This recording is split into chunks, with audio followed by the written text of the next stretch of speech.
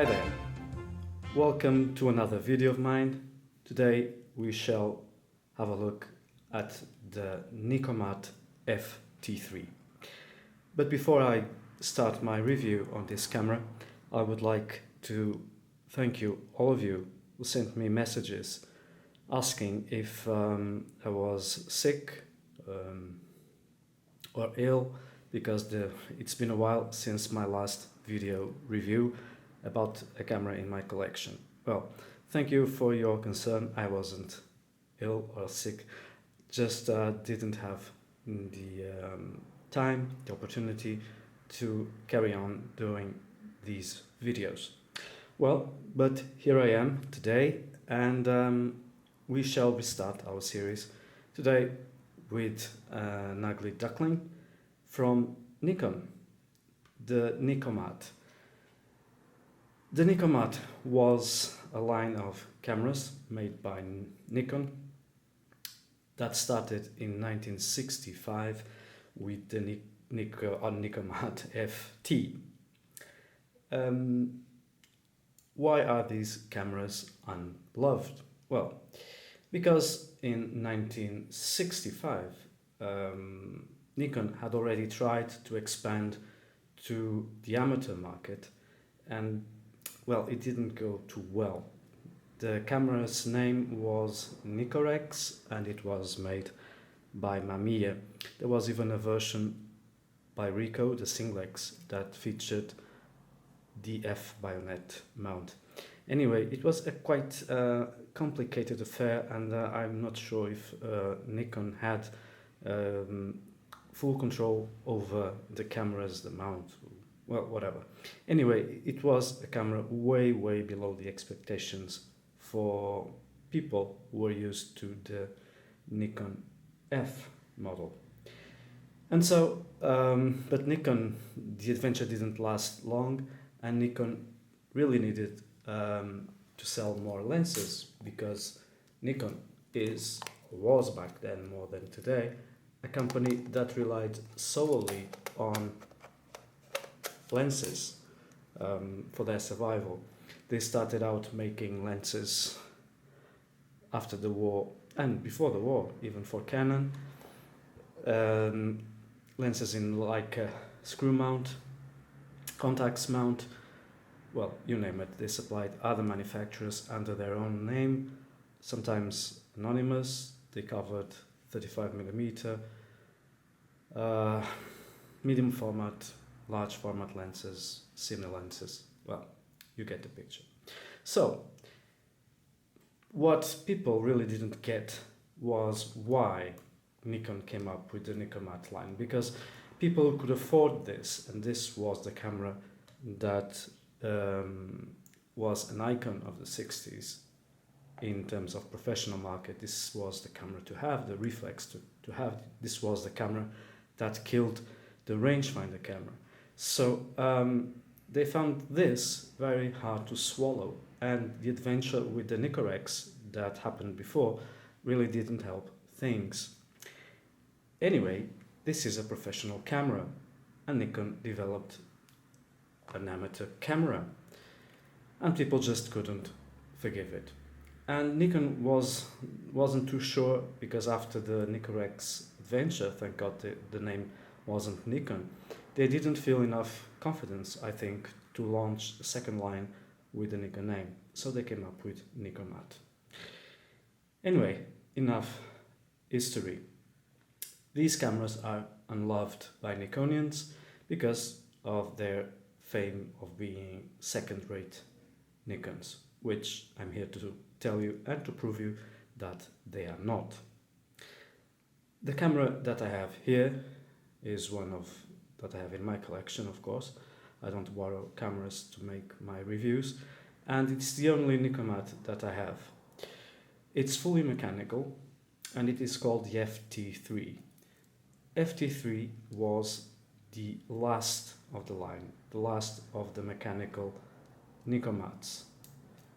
But basically it is the same camera launched in 1965 with certain updates concerning batteries, hot shoe, well, some details, and one major detail that makes this camera historical. And this doesn't go too well with Nikonians either. I'm sorry. Well, so before we venture any further, let's have a look at cameras with which this Nikkormat FT3 was competing in 1977. Better still, from the period from 1965 to 1977, because this camera was only in production for 8 months. So it's not that it is a rare or valuable camera because of the reputation that it has, but Nikon really didn't sell that much. There wasn't really a great demand because its replacement, the FM, came, and so interest on the Nikkormat just vanished. So 8 months later, no more Nikkormat FT3. So I brought a Konica T3. Well, and why? It's contemporary, but it's not just because of that. It's because it feels the same. The cameras are remarkably similar, not in layout, not in design, but how they feel, because they feel like really well-built cameras. They have this, I don't know how to qualify. This is typically Nikon, the feeling of holding one of these in my hands. I'm sorry, Nikonians. And this Konica also is very Nikon in feeling. So for me, the only rival in terms of feeling and overall construction quality, bearing in mind the price of these cameras, is the Konica T series. This is my opinion, of course, because I have to rely, like I say, on my cameras, so I don't go around asking for all the cameras in the world to make my comparisons. Anyway, if you ever held a Konica T series, then an autoreflex T series, then you know more or less how the Nikkormat feels, and they even share one major component, which is the shutter.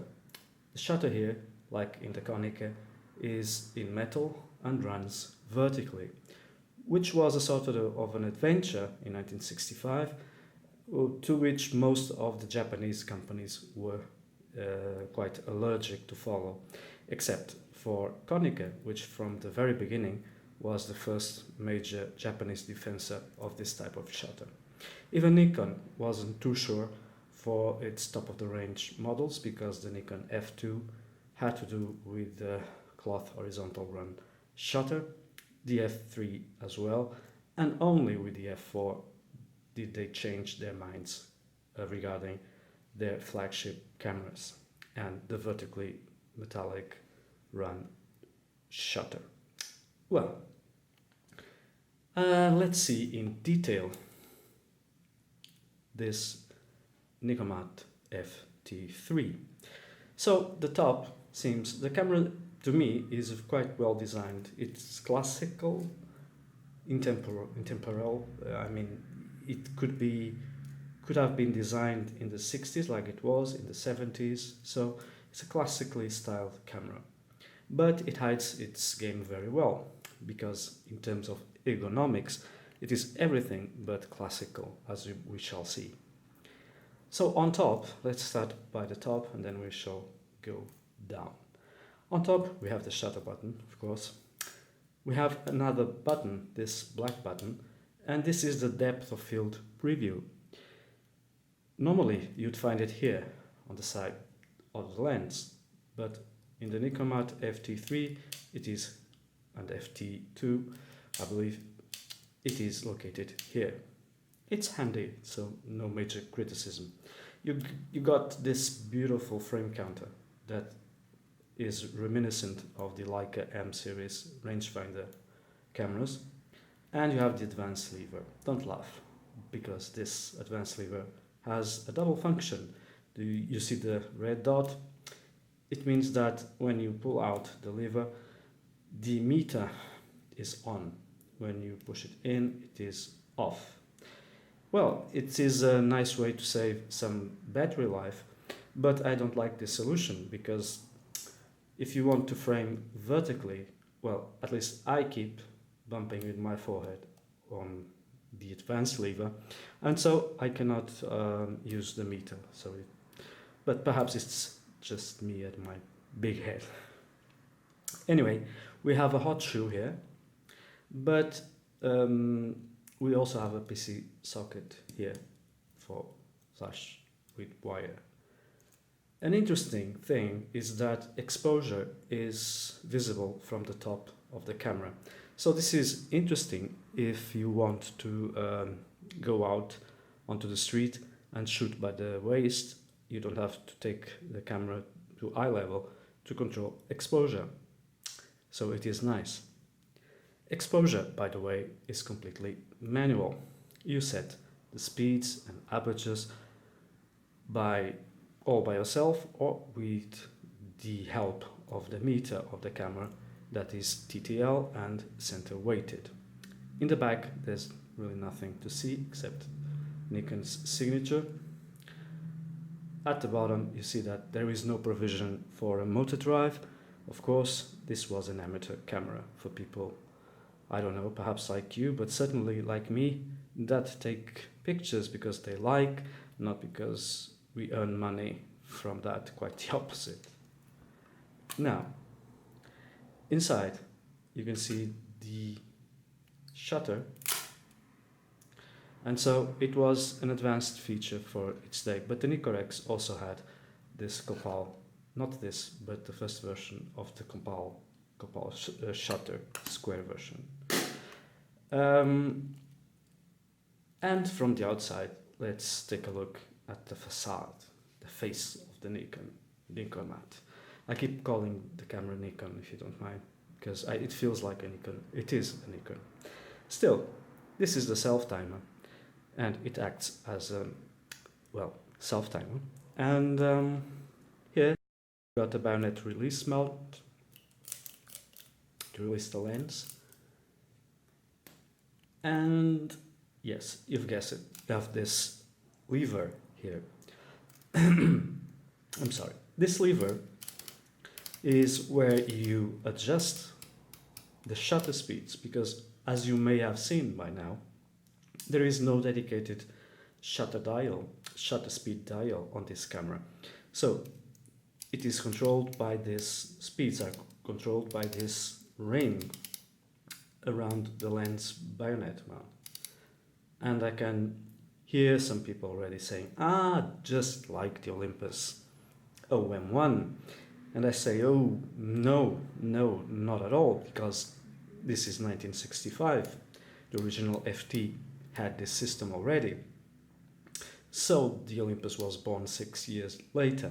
And this is not even the first camera to adopt this sort of ergonomic position for the shutter speed selection.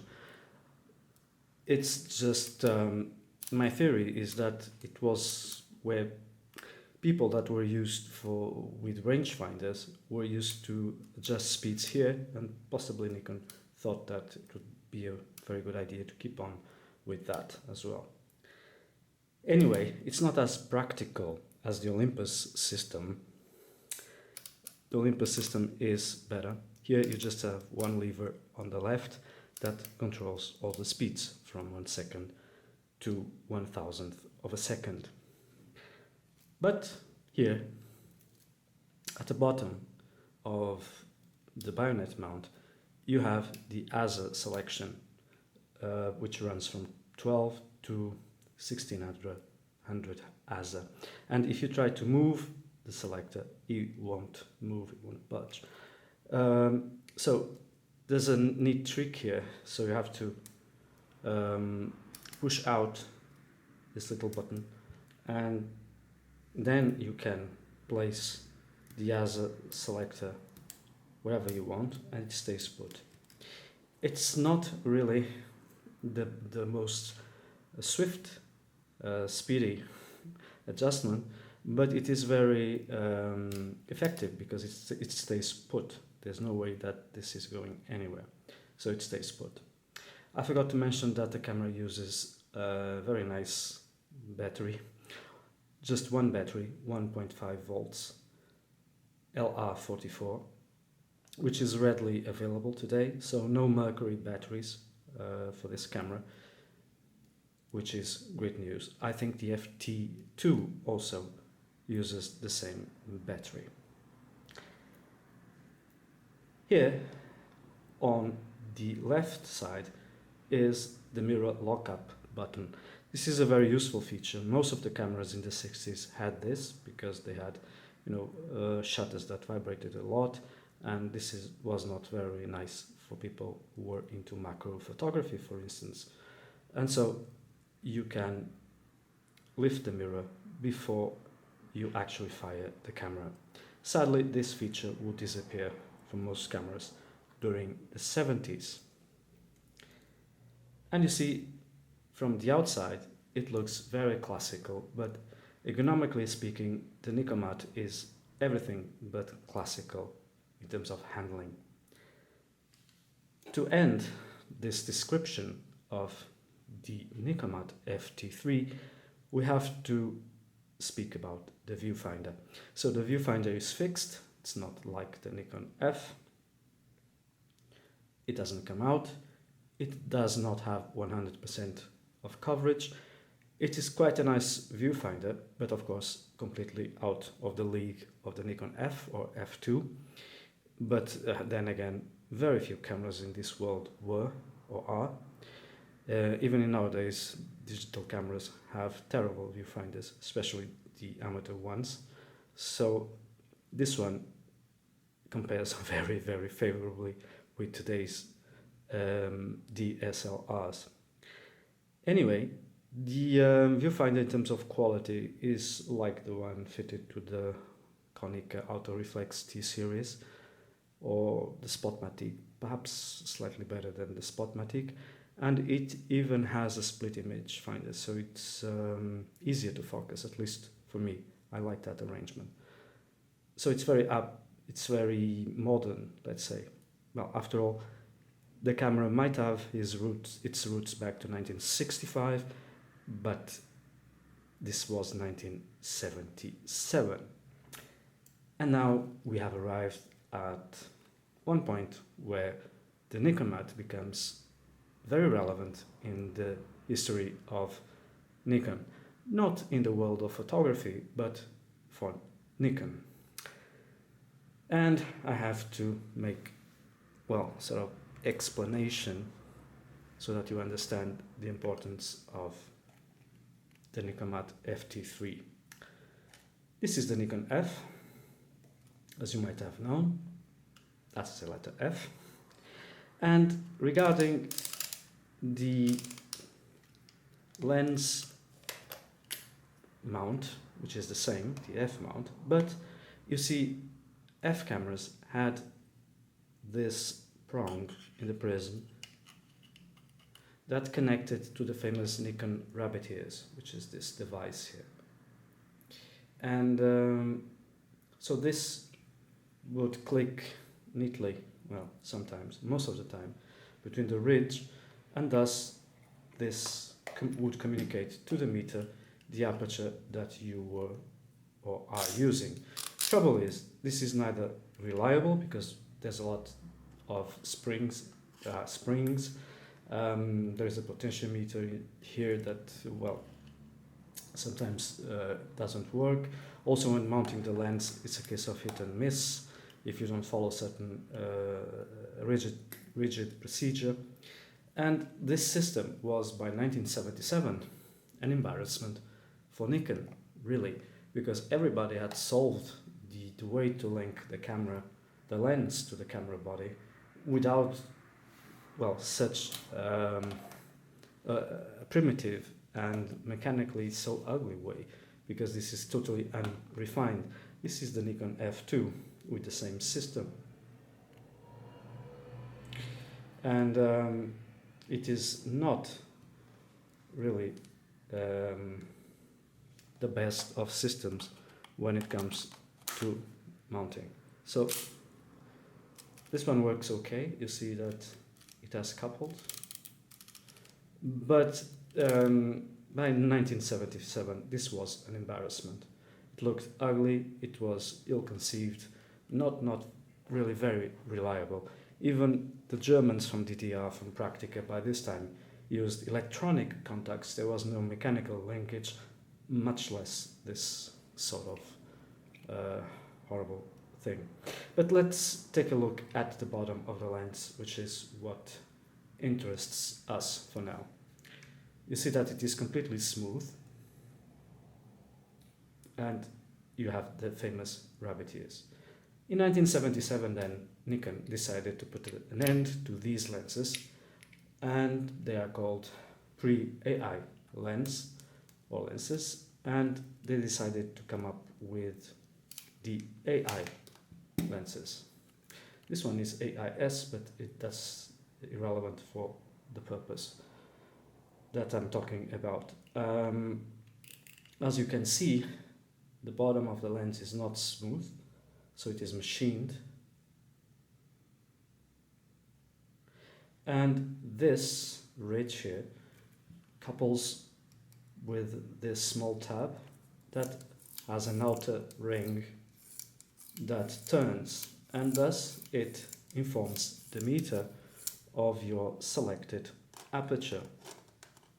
So you see that the ring turns as I turn the lens diaphragm.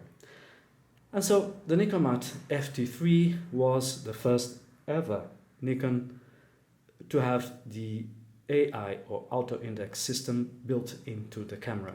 True, when Nikon released to the world this system, they also made available a new prism for the Nikon F2 to work with these lenses. But in terms of in-body construction, this was the first ever Nikon to have that system.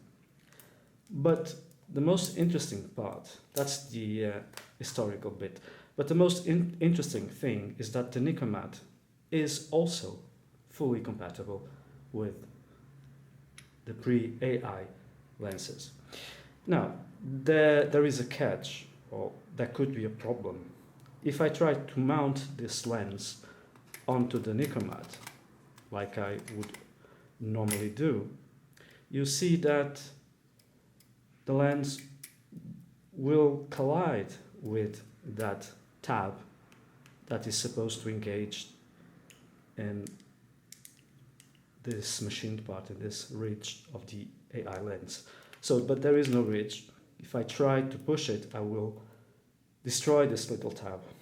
And so Nikon came up with a very good idea.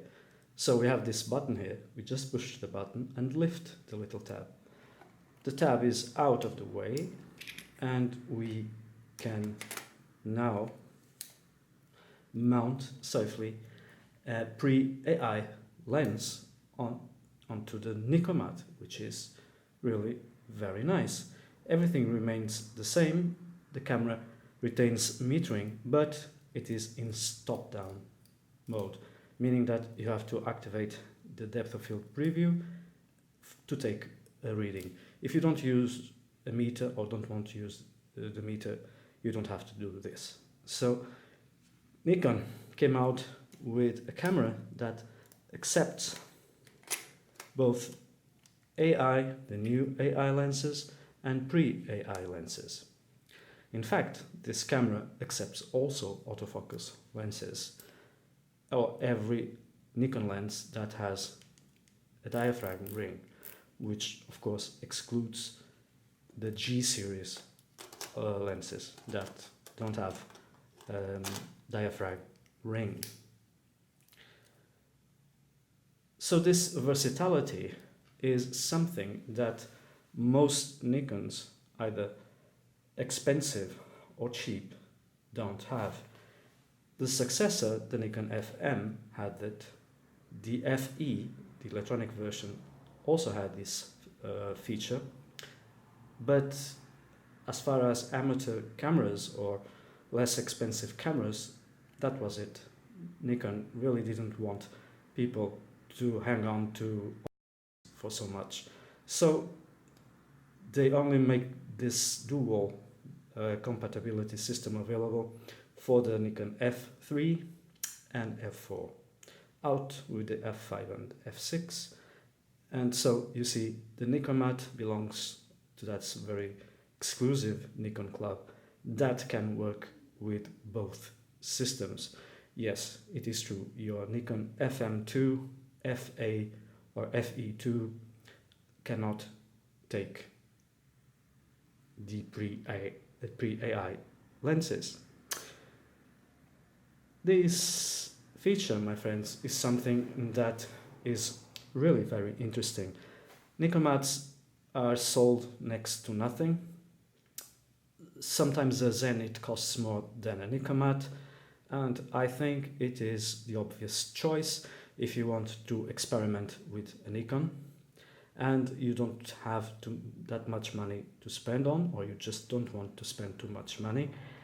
These cameras are very cheap, they are superbly built, they are almost always repairable if something goes wrong, they are very sturdy.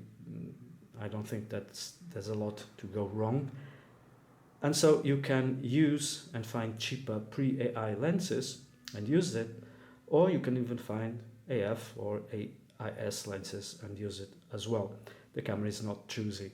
So I think it is a great camera. It is a great way to enter the Nikon system if you are on a tight budget or not, even by choice. I feel no shame in taking this camera out and shooting with it. It's really no shame for a person who likes Nikons, because at heart it is the true Nikon. Thank you very much for watching this video. This is what I had to say about the Nikkormat FT3. Thank you for watching, and I hope to see you very soon in another video of mine.